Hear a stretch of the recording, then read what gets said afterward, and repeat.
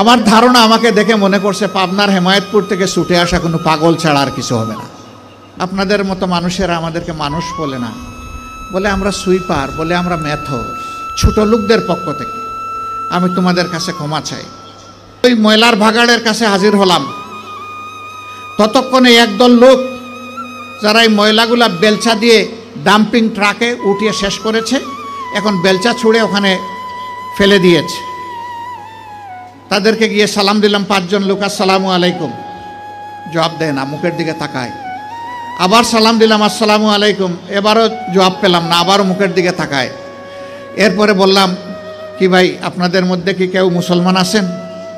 একজন ভীষণ রাগ করে বলল, আমি শুধু মুসলমান না, বাকি ওরা তো সব মুসলমান, তো জবাব দেয় না কেন? বললাম কোনো সমস্যা নাই, আবার সালাম দিচ্ছি, আসসালামু আলাইকুম। এবার সবাই সমস্যারে জবাব দিল, ওয়ালাইকুম আসসালাম। জিজ্ঞেস করলো, আপনি কে? বললাম আপনাদের জাতি ভাই। আপনি কি সিনেমা করতে আসছেন?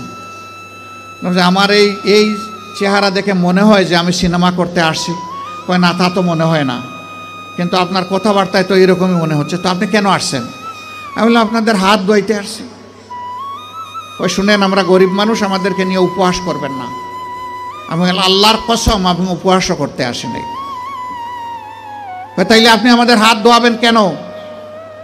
আমি বললাম তোমরা সমাজের হাত ধোও, একটা দিন অন্তত তোমাদের হাত ধোয়াই। আমাদেরকে ছেড়ে দেন, আমাদের অনেক কাজ, বুঝতে পারছি না আপনি কি জিনিস। আমি বললাম যে আমি বড় শক্ত জিনিস, হাত না ধোয়া তোমাদেরকে ছেড়ে দেব না আমি।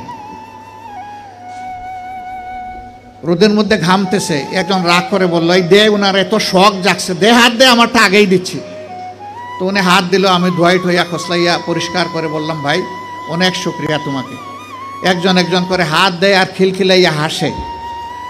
আমার ধারণা আমাকে দেখে মনে করছে পাবনার হেমায়েতপুর থেকে ছুটে আসা কোনো পাগল ছাড়া আর কিছু হবে না।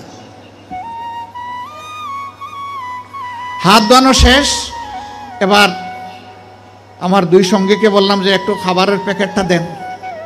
বললাম না না, এগুলো লাগবে না। কেন লাগবে না ভাই? তোমরা তো চাওনি, আমি খুশি হয়ে দিচ্ছি, একটু নিবা না? জি না জি না জি না, এগুলো আমরা। আমি বললাম যে বলো তাইলে কোনটা থেকে খেতে হবে, আমি আগে খাই একটু, তারপরে নিয়ে যাও। তখন একজন বলে তাইলে ঠিক আছে দিয়া দেন। বললাম হ্যাঁ, দুনিয়া অনেক কিছু ঘটে। হাতে নিল, নেওয়ার পরে একজন একটু দীর্ঘ শ্বাস ফেলে বলল, তাহলে আমরাও মানুষ। আমি বললাম কেন এই কথা বললেন কেন?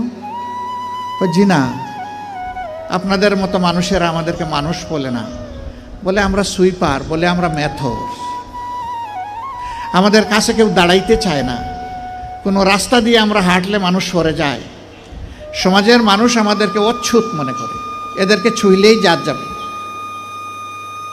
আমি হাত জোড় করে বললাম, সোফা কাপড়ের ছোট লোকদের পক্ষ থেকে আমি তোমাদের কাছে ক্ষমা চাই।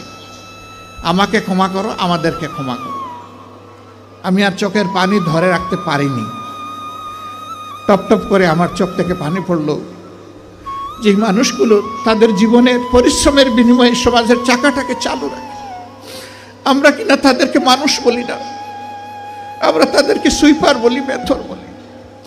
আমরাই কমজন। আমি কাঁদতে কাঁদতে এসে আমার গাড়িতে, আর ওরাও আমার সাথে কেঁদে কেঁদে তাদের গাড়িতে উঠে গেল। সম্মানিত ভাইয়েরা, কেন এই ব্যবধান?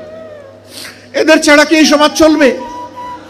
যদি না চলে তাইলে এই সমাজে তারা একটু স্বীকৃতি পায় না কেন? একটু মর্যাদা কেন পায় না তারা?